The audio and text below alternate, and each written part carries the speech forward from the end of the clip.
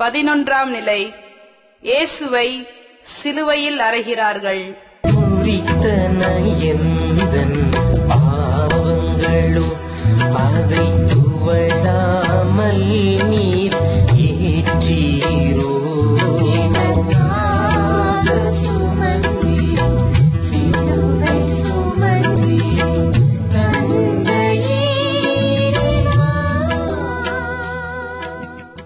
அடுத்தவரின் துன்பத்தில் இன்பம் காணும் மனிதர்கள் எல்லா காலத்திலும் வாழ்ந்திருக்கின்றார்கள்.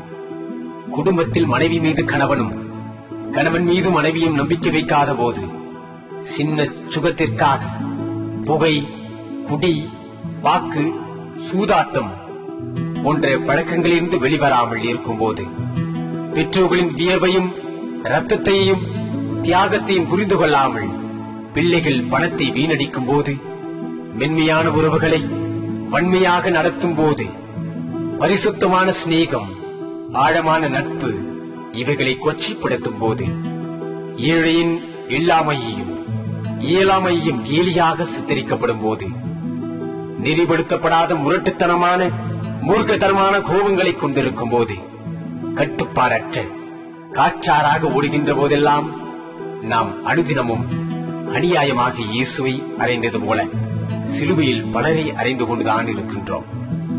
ஏகப்பட்ட சமூக தீமைகளின் வடிவத்தில் சாதாரண மக்கள் மீது அனுதினமும் ஆணிகள் அறியப்படுகின்றன. இதையெல்லாம் பார்த்தும் புத்திசாலித்தனத்துடன் ஒதுங்கிவிடும் போதெல்லாம் நாமும் அவர்களை சிலுவையில் அறிய அனுமதிக்கின்றோம் என்பதை புரிந்து கொள்வோம். இயேசுவே, ஆண்டவரே, சகோதர மனப்பான்மையோடு உண்மையான உறவுகளை வலுப்படுத்தவும் எல்லா மனிதரையும் நேசிக்கவும் வரம் தாரும்.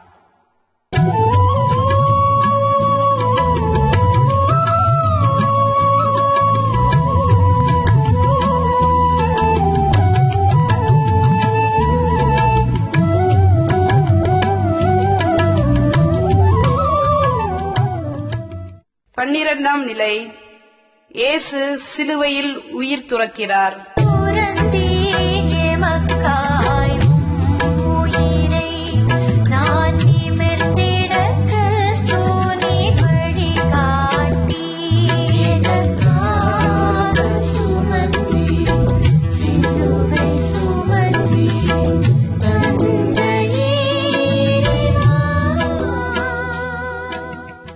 நீதிக்காகவும் உண்மைக்காகவும் குரல் கொடுக்கும் ஒவ்வொருவருக்கும் இந்த முடிவு நிச்சயம்.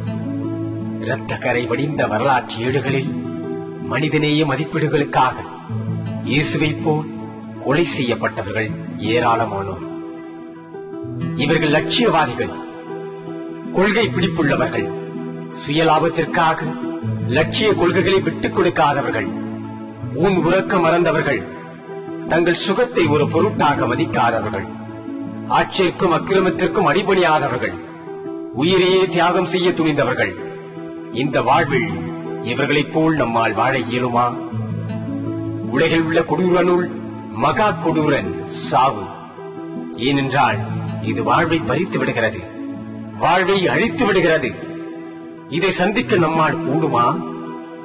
நம்மோடு இருந்து நாம் நேசித்த அன்பானவர் இறந்துவிட்டால் எவ்வளவு வேதனை நம்மை தொற்றிக் கொள்கிறது. இறப்பு வாழ்வின் எச்சரிக்கை. இறப்பு நம் ஆட்டத்திற்கு அளவுகோல். இறப்பு மனிதன் விரும்பா விருந்தாளி. இறப்பு துக்கத்தின் மொத்த உருவம். இறப்பு மனிதனின் உயிர் உறிஞ்சும் மயானம். என்றாலும் கிறிஸ்தவ பாரம்பரியம் இறப்பு நம் மறுவாழ்வின் தொடக்கம் என நம்பிக்கையை ஊட்டுகிறது. என்றாலும் இறப்பை சந்திக்க தயாராக தேவையில்லை. வாழ்வை அலசி பார்த்து நேசிக்க தயாராகும்.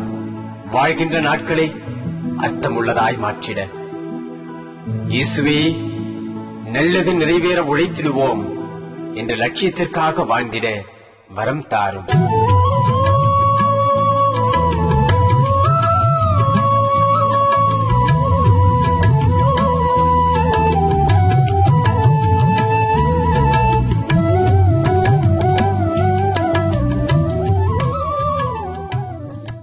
பதிமூன்றாம் நிலை. இயேசுவின் உடலை அன்னை மரியாவின் மடியில் கிடத்துகிறார்கள்.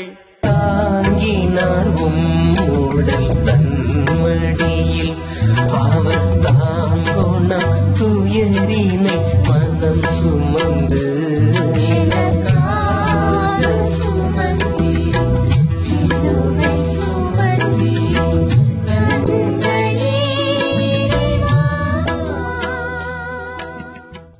தான தர்மம் செய்ய உன் தாயை பார்த்து கற்றுக்கொள் என்று சொல்வார்கள்.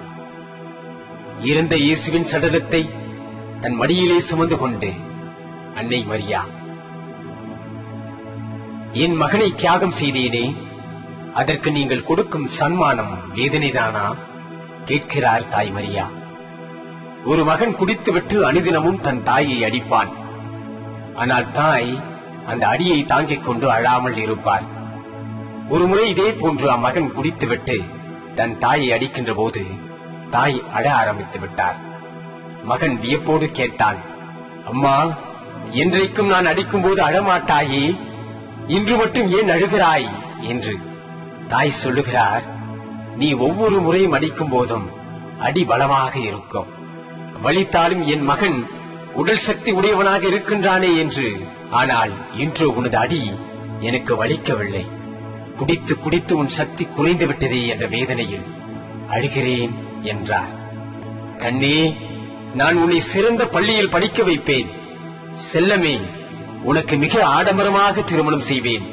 தங்கமே, என் உயிர் மூச்சு உள்ளவரை உனக்காக செருப்பாய் தேய்ந்திருப்பேன் என்று சொல்லும் தாயுள்ளம் சொல்லி தெரிய வேண்டியதில்லை.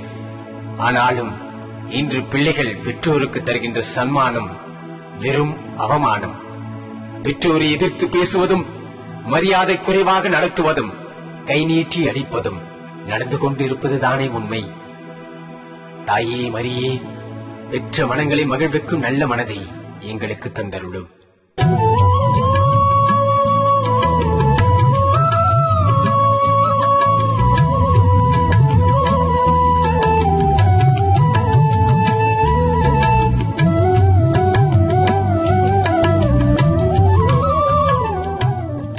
பதினான்காம் நிலை. இயேசுவை கல்லறையில் அடக்கம் செய்கிறார்கள்.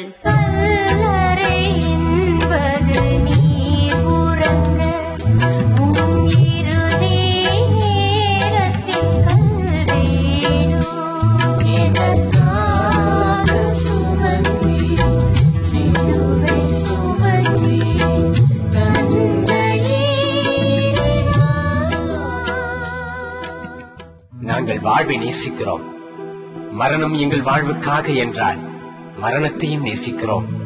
ஒரு ஞானியின் அர்த்தமுள்ள வார்த்தைகள் இவை. 6 அடி மண்ணுக்குள் அடங்கி போய்விடும் உடலில் உயிர் உள்ளவரை ஆடும் ஆட்டங்கள் தான் எத்தனை எத்தனை. மரணத்தின் தொடுதல் இல்லாத மாய பிரதேசம் இங்கே ஏதும் இல்லை. எல்லோருடைய அறிவுக்கும் அப்பாற்பட்ட மனிதரை சீண்டி சித்திரவதைப்படுத்தும் நிஜம்தான் மரணம்.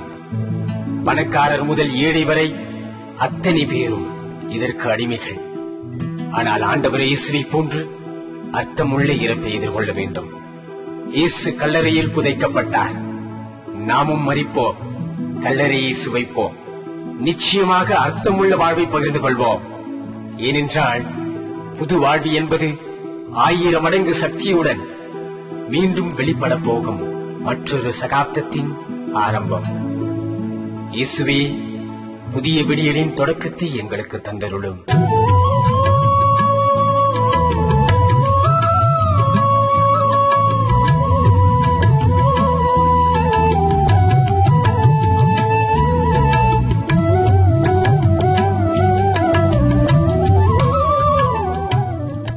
பதினைந்தாம் நிலை. இயேசு உயிர்க்கிறார். வெற்றியின் ரகசியம் இறப்பன்றோ, இந்த மரணம் இயேசுவில் மறுபிறப்பு.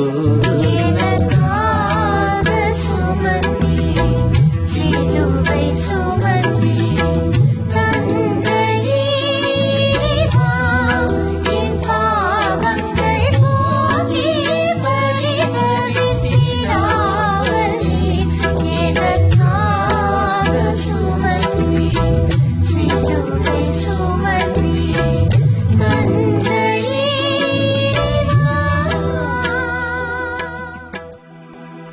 உயிர்ப்பு என்பது வாழ்விற்கு தேவை. தாழ்வு மனப்பான்மை, சமூக சூழல், வறுமை, பணம் பற்றாக்குறை, நோய்கள், வேலையில்லா நிலை, வேதனை, தோல்விகள் என்று எண்ணற்ற தோல்விகள் இருந்தாலும் வெற்றி நம் மத்தியில் இருக்கிறது. வெற்றியை சுவைக்க முயல்வோம் என்று நம்பிக்கை தருகிறது இயேசுவின் உயிர்ப்பு. தோல்விக்கு நாம் அடிமைகள் அல்ல. எந்த வேதனையும் நம்மை தோற்கடிக்க இயலாது. நான் காட்சி பொருள் அல்ல, மனிதன். அணுவை விட சக்தி வாய்ந்தவன். கடவுள் என்னோடு இருக்கிறார். நான் போலி அல்ல, உண்மை. இறைவன் என்னோடு பயணிக்கிறார். ஆகவே வெற்றி என் அருகே இருந்து கொண்டுதான் இருக்கிறது. கடவுள் என்னோடு இருக்கிறார். கடவுள் உன்னோடு இருக்கிறார். கடவுள் நம்மோடு இருக்கிறார். நம்பிக்கை கொள்வோம், உயிர் தெழுவோம். இயேசுவே, உன்னை போன்று வாழ்க்கையில் உயிர் தெழ உடனிருந்து வழிகாட்டும்.